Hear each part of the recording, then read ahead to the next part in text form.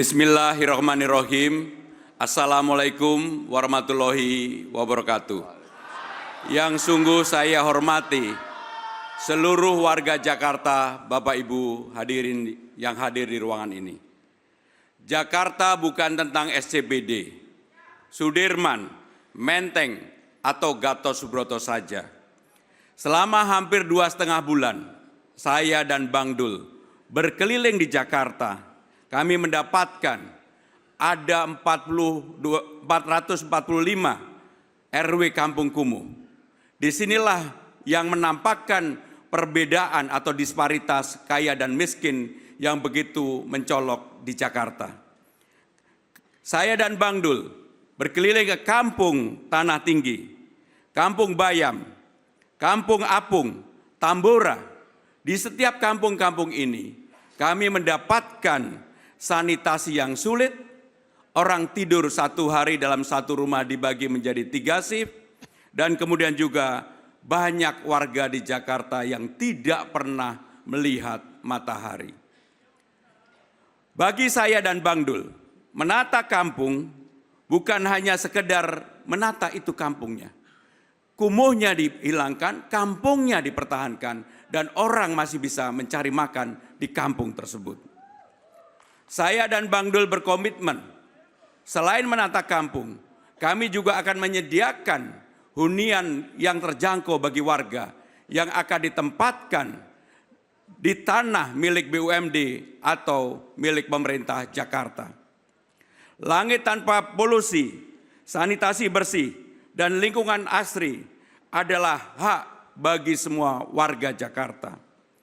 Ruang terbuka hijau sekarang ini 5,2%. Undang-undang mengatur 30%. Kami akan berusaha semaksimal mungkin agar ruang terbuka hijau ini bisa diraih dalam era kalau kami menjabat gubernur dan wakil gubernur Jakarta. Mangrove seawall akan kami lanjutkan. Sekarang ini yang menjadi tugas pemerintah Jakarta adalah kurang 11,1 km.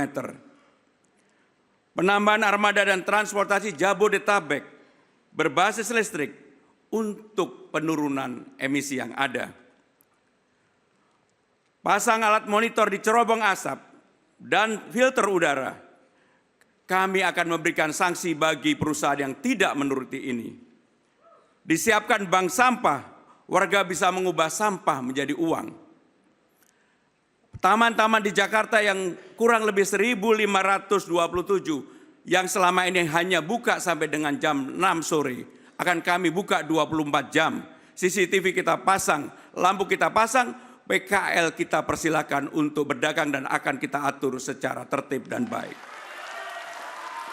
Air bersih sekarang ini hanya 44% untuk warga Jakarta. Kami berdua, saya dan Bang Dul, kalau menjadi gubernur dan wakil gubernur, maka kami berjanji pada tahun 2009 akan 100% bisa dipenuhi seluruh air bersih bagi warga Jakarta. Untuk penanganan banjir, pasukan Orange akan bekerja lebih masif dan sumur resapan akan kita lanjutkan. Saya dan Bang Dul bukan atasan. Kita berdua akan menjadi pelayan bagi masyarakat Jakarta. Melayani dengan hati, tanpa gimmick, tanpa janji kosong. Kami berdua bekerja keras, mari kita buat Jakarta menyala. Terima kasih. Baik, waktu sudah habis. Terima kasih kepada pasangan calon gubernur dan calon wakil gubernur nomor urut 3. Baik, selanjutnya kami persilakan kepada pasangan calon nomor urut 1, Bapak Haji Muhammad Ridwan Kamil dan Bapak Haji Suswono untuk menyampaikan visi, misi, dan program kerjanya. Waktunya sama, 4 menit, dan akan dimulai sejak Anda berbicara. Kami persilakan. Bismillahirrahmanirrahim. Assalamualaikum warahmatullahi wabarakatuh. Salam sejahtera, Om Swastiastu, Namo Buddhaya, salam kebajikan. Hadir lagi pasangan Ridwan Kamil Suswono, nomor urut 1 untuk Pilkada Jakarta. Salam sayang untuk Jakarta Timur sampai Barat, salam cinta untuk warga di Utara Selatan. Salam kasih untuk Jakarta Pusat dan Kepulauan Seribu di ujung sana. Selama 7 minggu kami juga sudah menyapa, belusukan, dan mendapati banyak sekali masalah. Kesimpulannya hanya satu, semua yang kita rasakan hari ini adalah akumulasi dari ketidakadilan tata ruang. Politik tata ruang, politik segregasi dari zaman kolonial, akibatnya kita rasakan hari ini. Maka tugas pasangan Ridho dengan segala inovasinya adalah mengadilkan kembali, tidak harus selalu diatur oleh hukum pasar, tapi negara harus hadir. Saya hadir bersama Mbak Ade, ini adalah wajah dari generasi Gen Z, usia 21 tahun di Cilincing. Mbak Ade ini punya 2 anak, tidak mampu memiliki hunian yang layak. Mengubur mimpinya untuk punya hunian yang layak di Jakarta. Untuk menyambung hidup susah, inilah akumulasi dari ketidakadilan tata ruang. Bermuara pada kekumuhan ekstrim, ada yang mirip pengungsian. Beda jauh dengan Sudirman Tamrin yang kinclong yang sering dicitrakan. Aslinya itu mayoritasnya adalah ini. Air susah, polusi kalau saat kemarau, banjir kalau saat hujan, sampah leleran di mana-mana. Oleh karena itu, peran negara harus hadir untuk mereka. Kita menyiapkan yang namanya program-program renovasi rumah. Dulu saya lakukan 20 juta, mungkin di Jakarta karena mahal, 50 sampai 100 juta per rumah. Hunian vertikal buat Gen Z punya mimpi, bisa di Jakarta Pusat, lahan-lahan di atas pasar, TOD di stasiun, lahan-lahan di jalan maupun di tengah sungai juga bisa kita inovasikan. Ketidakadilan tata ruang mengakibatkan banjir yang mahal di utara akibat perubahan iklim juga gaya hidup kita. Tanah sudah turun. Solusi mangrove, kombinasi giant seawall bisa kita bicarakan. Persampahan menyertai ketidakadilan tata ruang. Konsep zero waste harus kita laksanakan. Konsep sirkular ekonomi kita inovasikan. Ketidakadilan tata ruang juga mengakibatkan yang namanya polusi. Kita selesaikan secara ekologis, kita selesaikan secara teknologis. Dan jangan lupa, karena Jakarta semangat kota global, kita hadirkan ekonomi baru. Ekonomi pusat bisnis disebarkan ke seluruh Jakarta, kemudian ekonomi, kawasan ekonomi khusus di utara, dan lain sebagainya menghasilkan 1 juta lapangan pekerjaan. Membangun Jakarta adalah membangun dengan kolaboratif, setengahnya ide warga, setengahnya ide pemimpin. Silakan. Pengalaman adalah modal utama memimpin Jakarta. Pak Ridwan Kamil pernah menjadi wali kota, gubernur, dan penasehat gubernur DKI Jakarta semasa Pak Sutioso dan Pak Fauzi Bowo. Saya pernah jadi anggota DPR dan menteri. Dengan pengalaman ini, kami tidak perlu adaptasi lagi. Kami akan langsung kerja cepat dan senantiasa bangun kolaborasi dengan pemerintah pusat. Oleh karena itu, untuk pimpin Jakarta hanya ada satu solusi, yaitu pemimpin yang siap. Dan itu adalah Ridwan Kamil Suswono nomor 1. Baik, waktunya habis. Terima kasih kepada pasangan calon gubernur dan calon wakil gubernur nomor urut 1.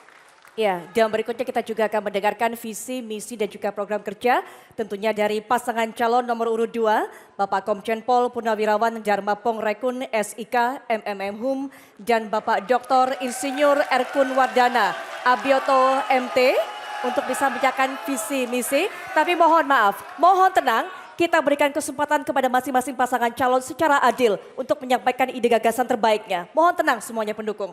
Baik. Bapak, waktunya 4 menit dan dimulai sejak Anda berbicara. Kami persilakan. Assalamualaikum warahmatullahi wabarakatuh. Shalom, salam sejahtera bagi kita semua. Om Swastiastu, Namo Buddhaya, salam kebajikan, salam Pancasila. Jakarta aman mandiri karena indah adabnya. Program Adab Dharmakun menghadiahkan kepada rakyat Jakarta 10 aman dan 5 mandiri. Mandiri pangan, mandiri papan, mandiri sandang, mandiri air, dan mandiri energi. Aman adab, aman banjir, aman abrasi, aman macet, aman ekonomi, aman kejahatan, aman sampah, aman polusi, aman emisi karbon, dan aman pandemi. Dua manfaatnya yang bakal diperoleh rakyat Jakarta dari program Dharma Kun yaitu aman dan mandiri. Hanya bisa terjadi bila rakyat Jakarta kompak, sehingga adab berhasil menjadi pondasi seluruh program Jakartaku Aman. Untuk itu Dharma Kun punya satu program untuk rakyat yang kompak, yaitu sistem ekonomi adil, getuk tular adab.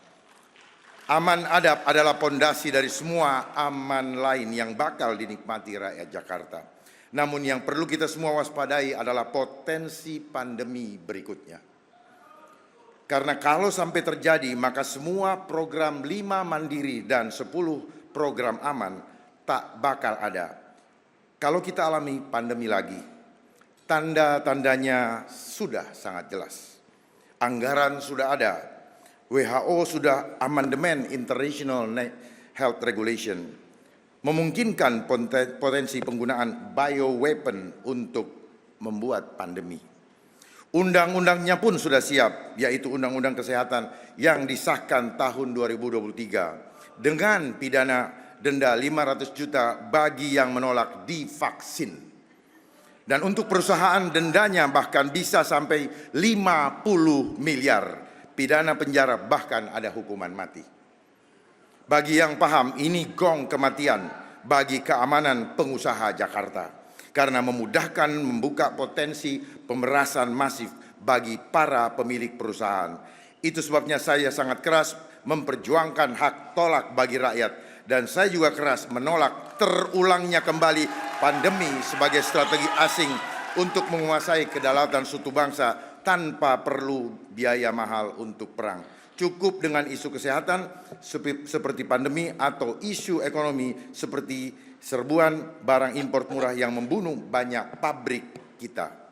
Jangan sampai ada ekonomi hancur, PHK, tak punya kerja dan makan gara-gara pandemi atau serbuan produk asing lainnya.